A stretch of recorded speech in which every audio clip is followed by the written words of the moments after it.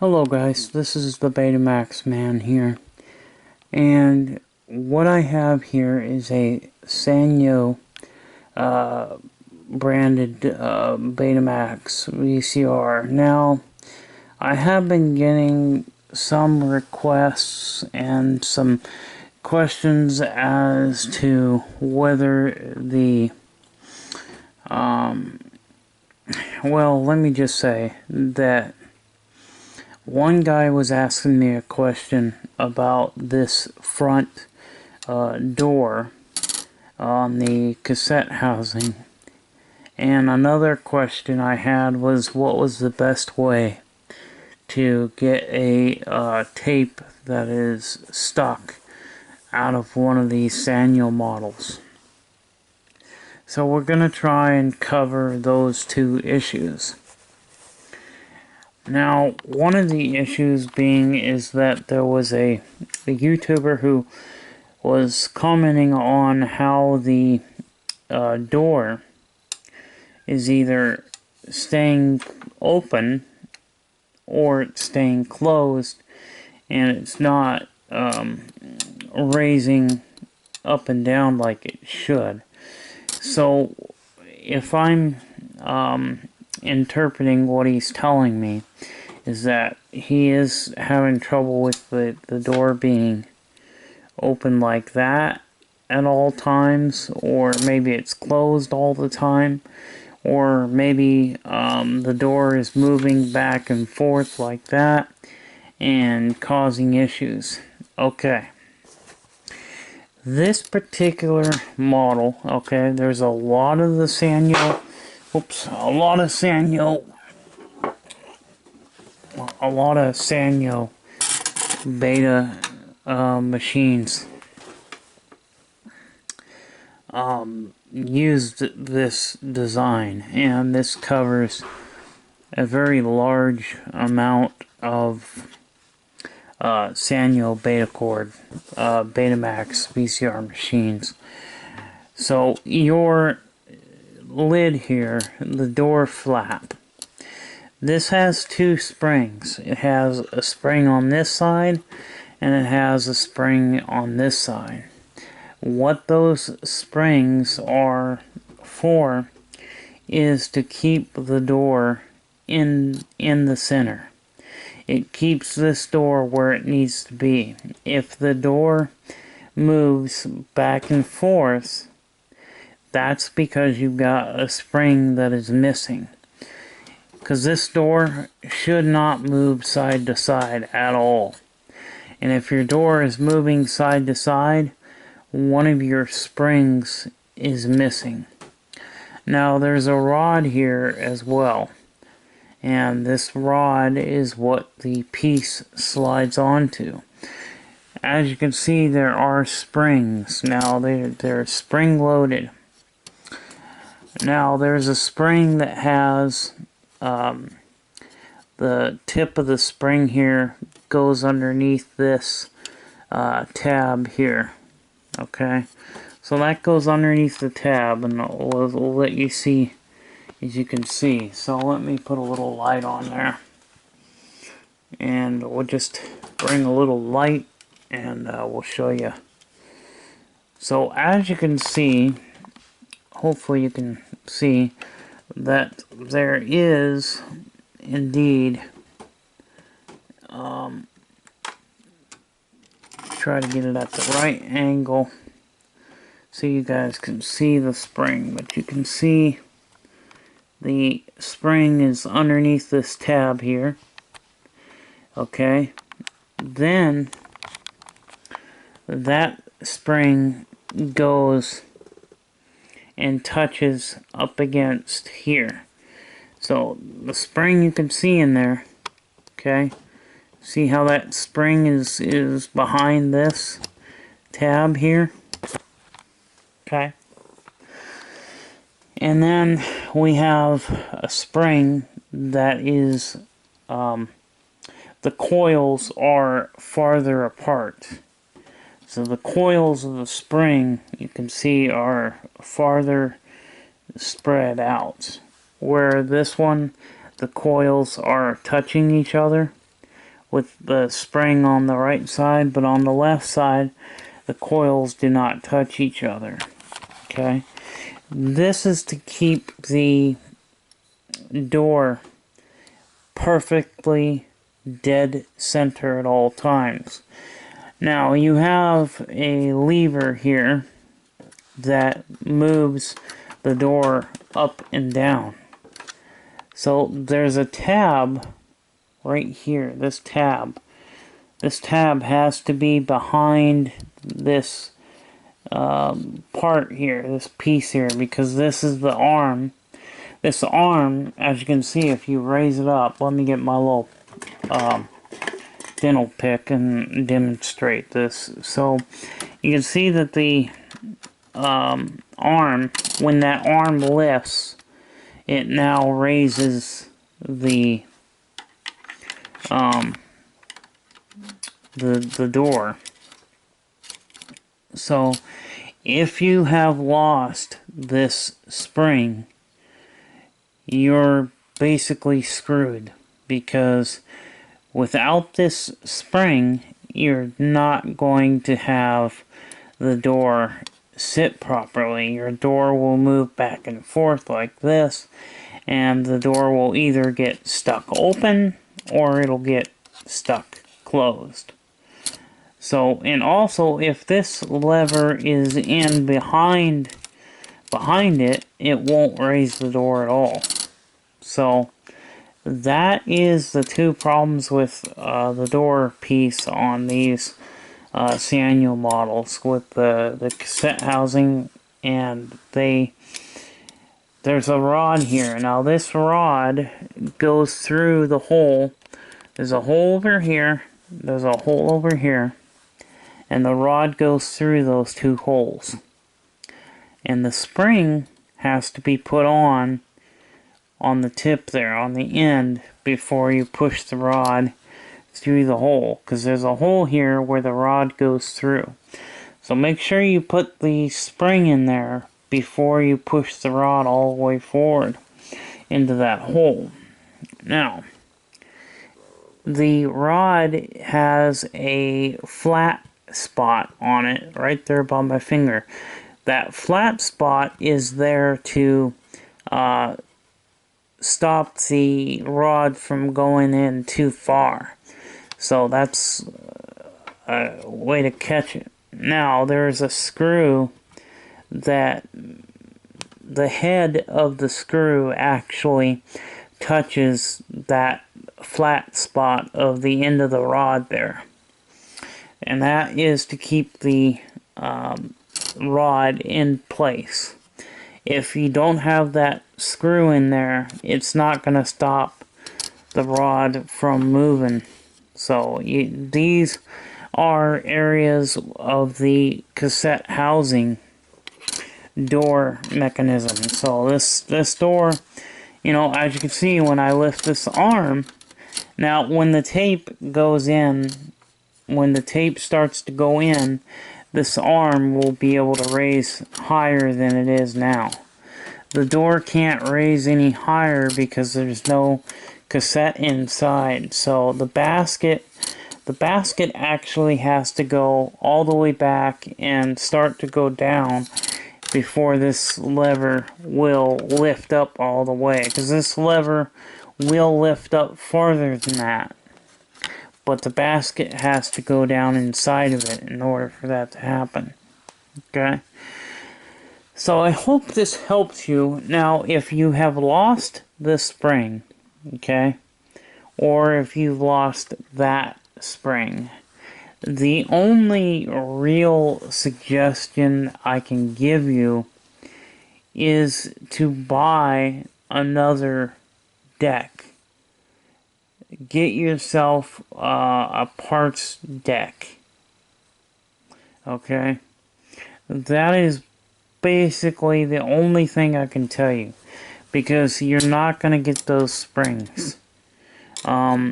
Unless you've got somebody on eBay who is selling just the spring, or is selling the cassette housing, because sometimes people will sell the whole entire cassette housing and that will give you the door pieces that you need in order to get this door installed correctly.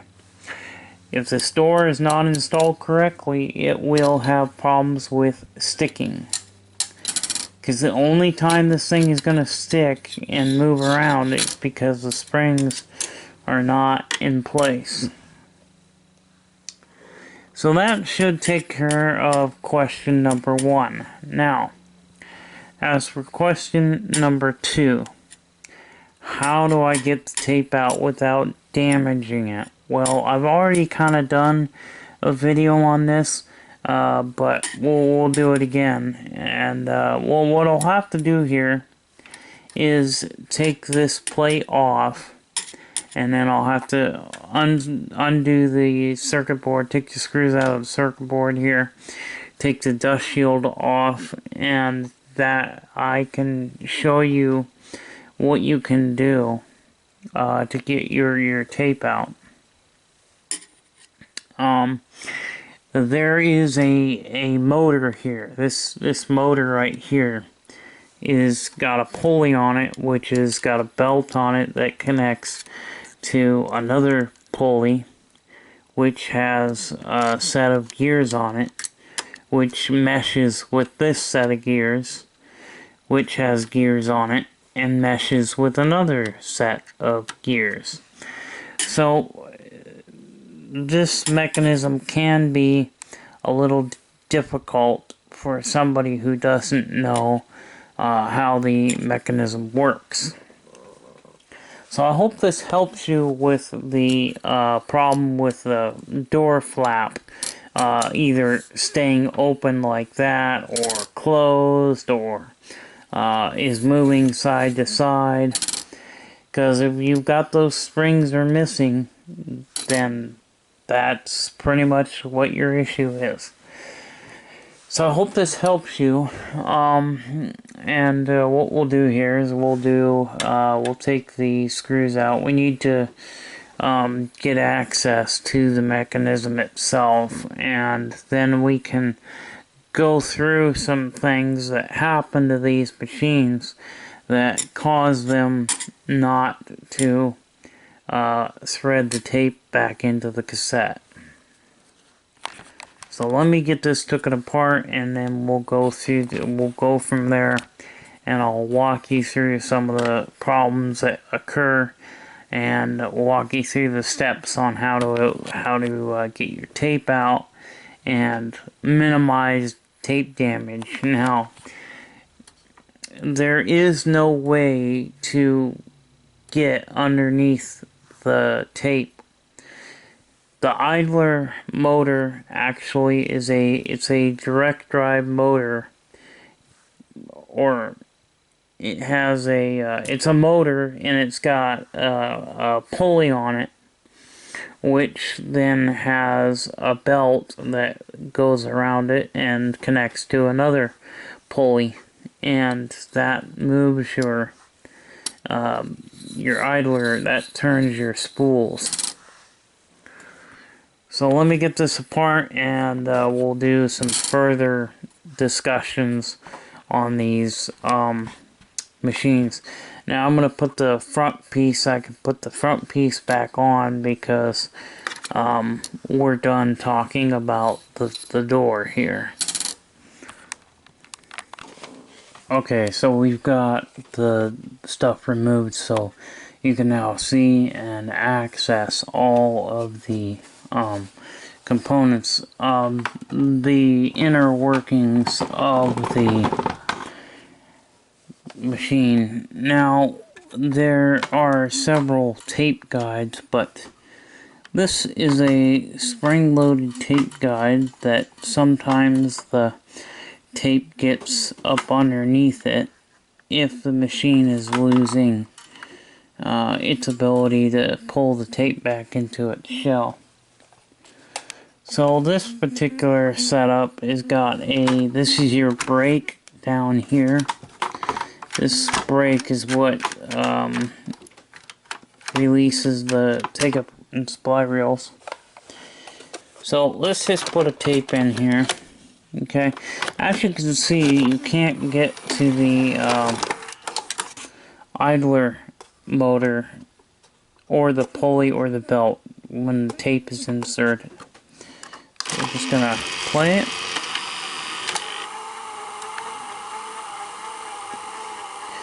Now let's just power it off, because let's just say, let's take a look at the mechanism here first. So you've got your idler assembly here. There's a belt here. This belt is for the idler mechanism, and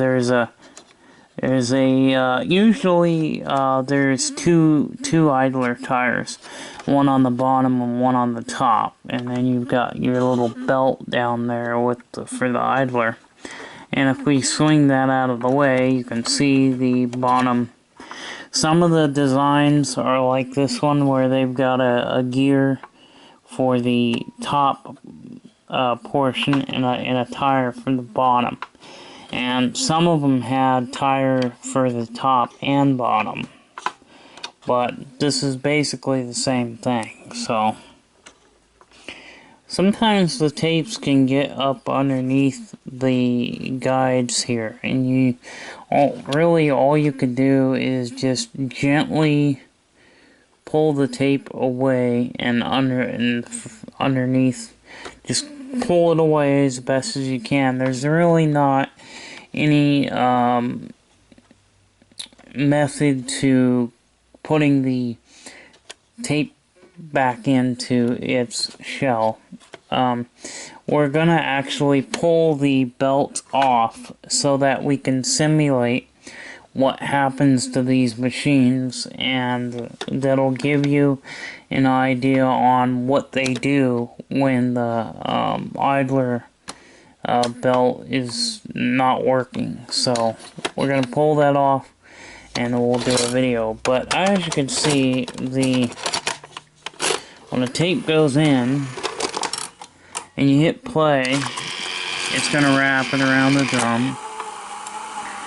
Okay, now if we was to cut the power and we had it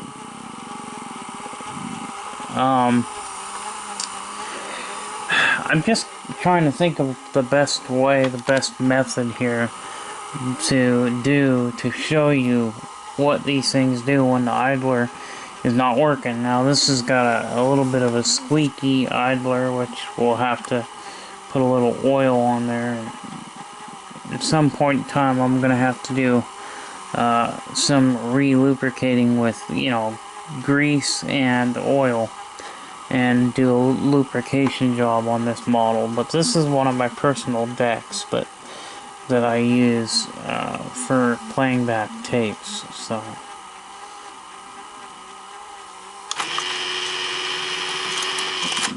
but let's pull I'm gonna actually purposely purposely slip the belt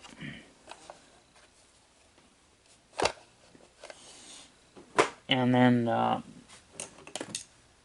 gonna purposely take the belt off so that we can show you what happens with these models.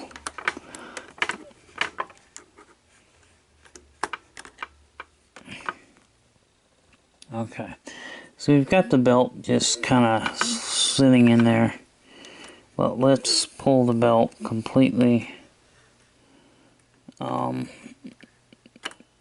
off.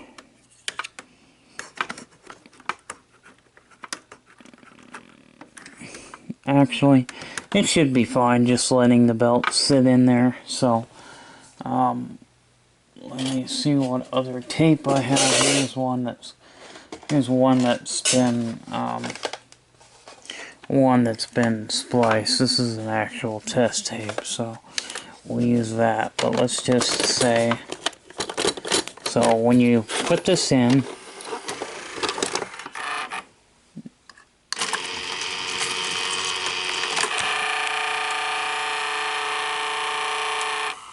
okay, that's what it's gonna do. It's gonna stop like that. And now the tape is in there loose like that. So because I took the belt off, so it doesn't have, so if we hit eject, ooh, see how it's just wrapped itself all the way around? So what we want to do is, don't panic, because, okay, we're gonna get this, so this might be a situation that you're in, and you've got to release the pressure. So what we need to do is turn the belt so that we can pull the tape back in and suck it back in.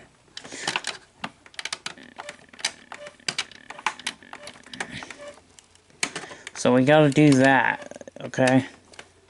So the belt you want to turn is this belt down here. And you want to turn the belt back towards the front. So I'm going to actually just use my fingernail and pull the gear and move the gear back. And that's going to basically let the tape go back in so that we can release tension. And now we can just slide the tape up like that. And now we can actually go ahead and just pull our tape out. Now, as you can see, that it might get underneath the guide, so sometimes you'll have to push the guide forward. So it is a good idea. It's good that that tape got caught like that, so that you guys can see what would actually happen. Because when the idler is not working, this problem can happen. But now our tape is freed, so we can now take our tape and free it and get it out of there. So now we can pull our tape completely out, and I'm gonna purposely I'm gonna spool this back in.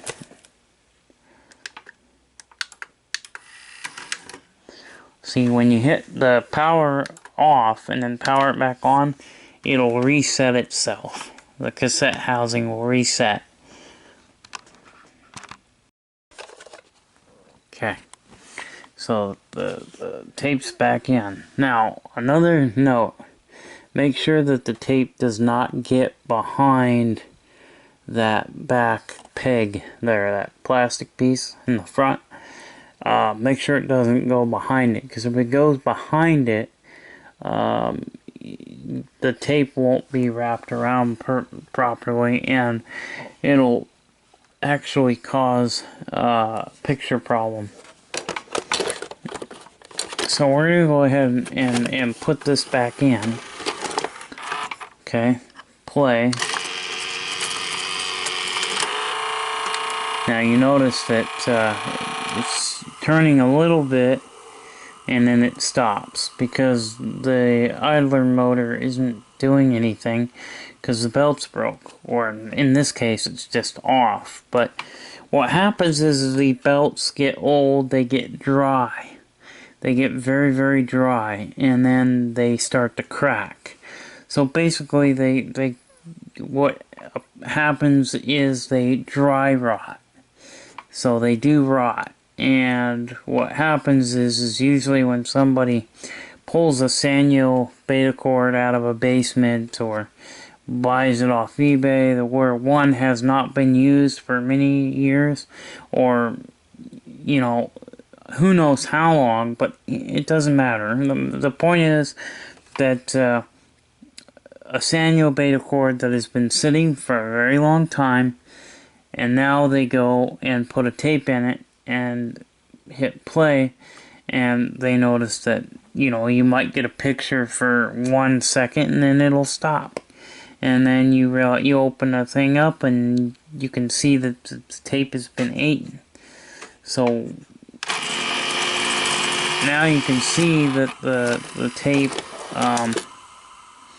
so I actually hit eject instead of hitting stop. But you can see here how the tape can get underneath stuff. So pull your guide back like that. See that? So take your guide, move your guide forward, and that will allow you to free the tape and get the tape out with minimal damage. Okay, so you're gonna have some damage. Now what you want to do, so this is a case where you've got the tape that is now actually stuck underneath the guide, around, it's wrapped around that guide, but the guide is actually up against another part. So how do you get your tape out when it's, see, if we go to pull on that tape's not gonna go, because you gotta move the mechanism so you can get that tape out. So what you want to do, here's your motor, your loading motor, down here at the very end, and then you've got your worm gear that has a pulley on it where your belt is. Just turn your belt forward, or if you want to go the other way, just go the other way. But you want to actually move that guide so that you can now get the tape out. So we're just gonna move the guide backwards like that, and that way you can get, even if the belt is broken, all you do is turn the top pulley here. So even if that belt's not working, it doesn't matter. You're moving the pulley itself. And now you can see that it's actually starting the threading cycle so that you can now get to your tape and pull the tape. Now you can pull the tape straight up and out with minimal damage. You see? So now, minimal damage. Yeah, you're still gonna have a slight bit of damage, but you've minimized as much damage as you can. You want to minimize tape damage. Now, your door flap has closed on the tape, so you are gonna pinch the tape, so you can cause some damage, but this will minimize, minimize the damage. So if we power it off and back on, it'll reset itself. Unless the belt is broken, then you have to turn the pulley until it gets to the unloaded position, because it starts to load this way. So it loads this way, all the way around, and then it'll unload that way. So you're just moving this pulley. See this pulley right here where my finger is touching? That's what you're moving, okay? Now another thing is, sometimes the tape can get up underneath this plastic piece here as well. So you just want to be able to move the guides so that you can access the tape and pull it up and out away from the guides. But as you can see, this is no longer in the home position. How do you get back into the home position? Well, you want to move the pulley, you want to move it this way, pointing this way. So you just want to move your finger back like this, you see? And then that's going to put it back into the home position. Now, when the pulley stops, then you know that you're in the home position. So there you go, guys. That is really how you can get your. Those are some scenarios that happen to the tape, and that's basically what happens. They get underneath those guides, and because you can't access the idler motor or the pulleys, you can't access the pulleys when there's a tape in there. You just can't.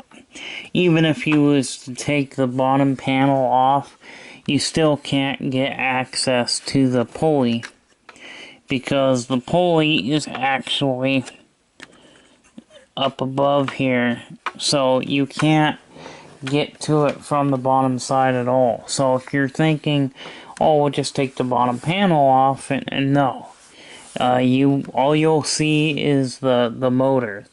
That's all you'll see, because the pulley is up here on the top. So yeah, so there's no way to turn the reel, no way at all, because you've got your tape in the way. So, you know, unless you take your cassette housing out, but you can't do that because there's a tape in there. So it doesn't matter what you do, okay? Doesn't matter what you do, you're not going to get access to those pulleys to turn them. So, now we're going to put the belt back on, and we're going to show you the proper thing. Now, another thing that happens is if the belt has broke on this side here, what'll happen is that it'll start to unthread and then it'll stop. So how do you get that thing back to its home position if that happens? Well, you just keep hitting power on and off. And as you hit the power, it'll slowly start to go back into its home position, even though the belt is completely worn out. If the belt is completely snapped off, then it's not going to move at all when you hit power or power back on. But so what we'll do is we'll put this belt back on, and maybe we'll just slip this belt off just to see what it'll do. But I mean, it'll basically just won't turn. So if you've got a broken belt here, you just have to grab a hold of the pulley and maneuver the pulley, and that will allow your tape to be freed. Okay, so we got the belt back on. Now we're gonna load this tape, and then we're gonna pull the belt off to simulate what it'll look like when that belt is off, and what it'll do. Okay, we're gonna put the tape in.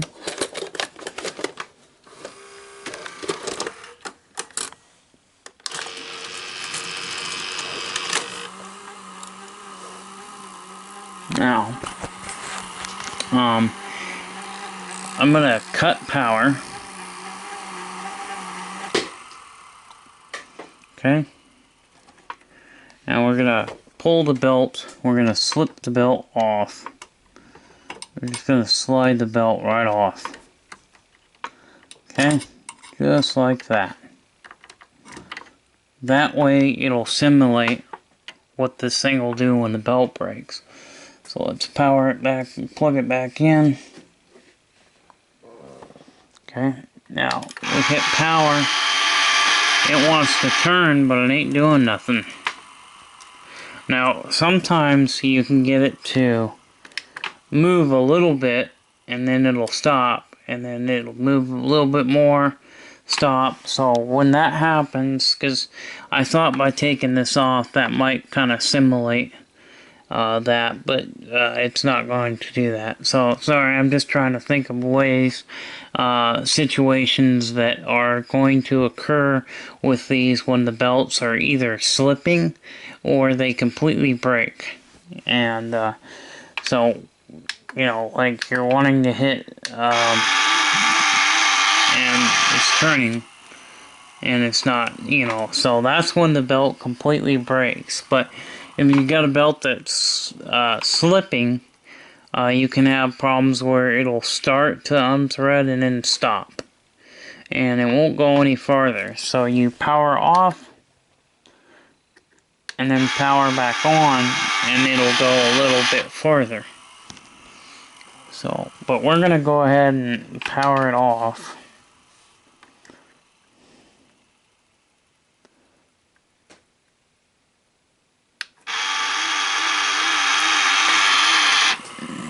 Yeah, we're gonna put the belt back on now.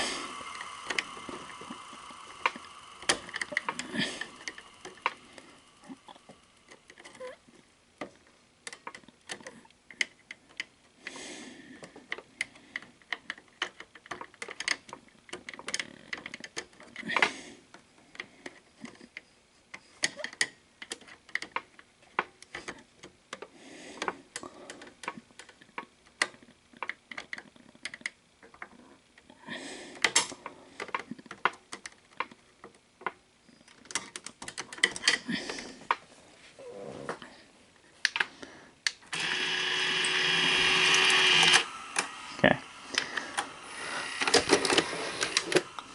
So we got the belt back on, and of course it unthreads the tape.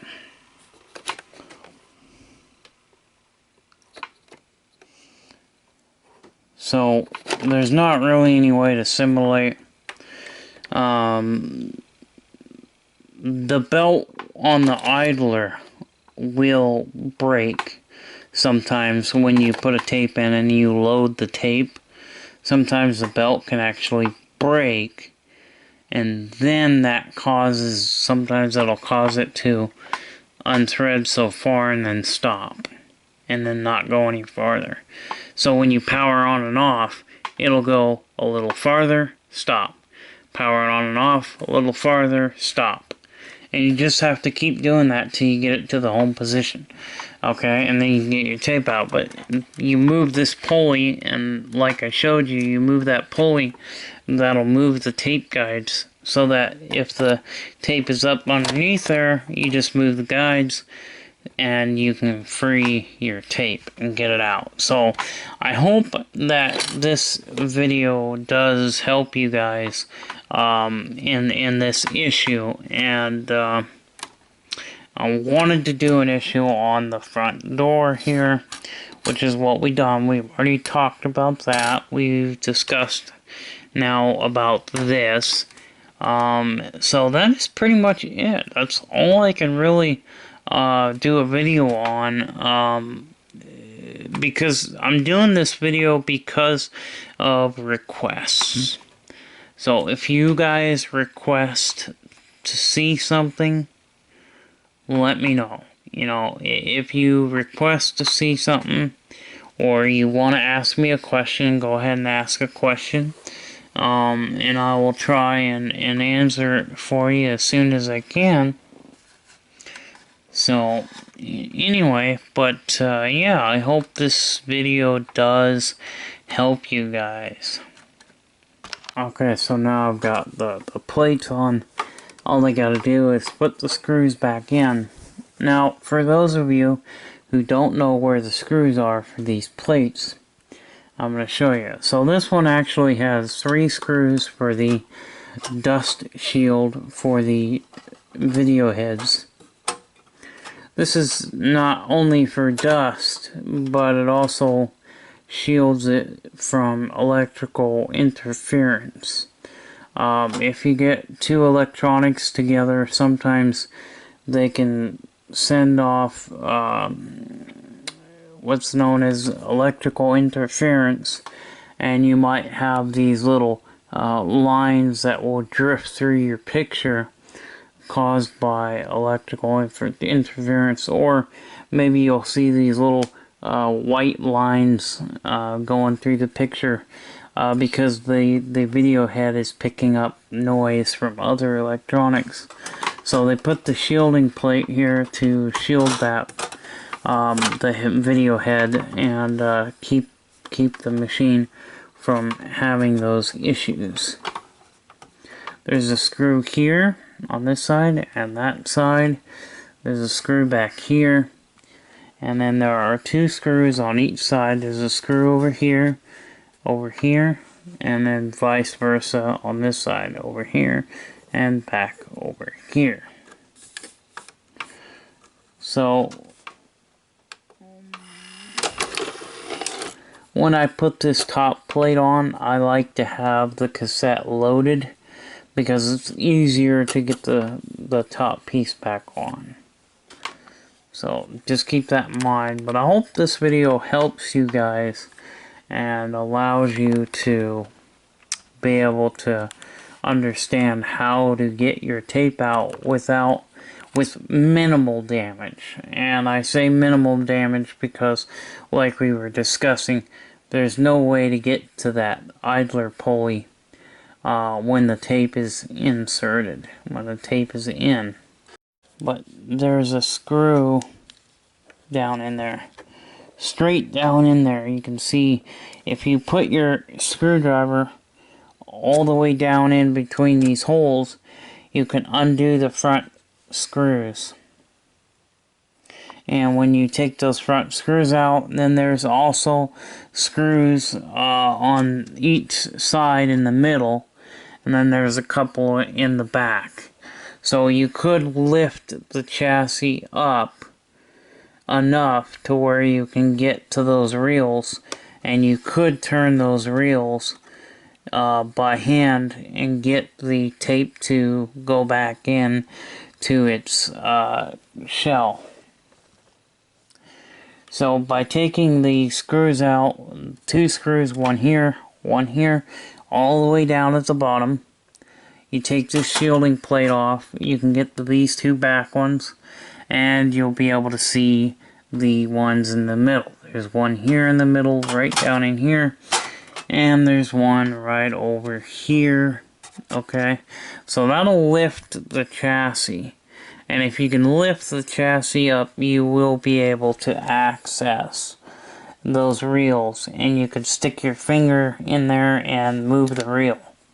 So that is one way that you could do it with getting absolute no damage to the tape. That would be a way that you could do this. So maybe we'll just take the chassis off in another video or something. It'll show taking the chassis off, and then, you know, yeah, you lift this up and you will be able to get your fingers in there to turn those reels by hand. Okay, so that is one way that you could do it, but it does require quite a bit of time to do so. Well, not really, but I mean, once you get those 6 screws out, yeah, you could grab a hold of the cassette housing and just kind of lift up, and it'll lift up out of place. So I guess you could do that.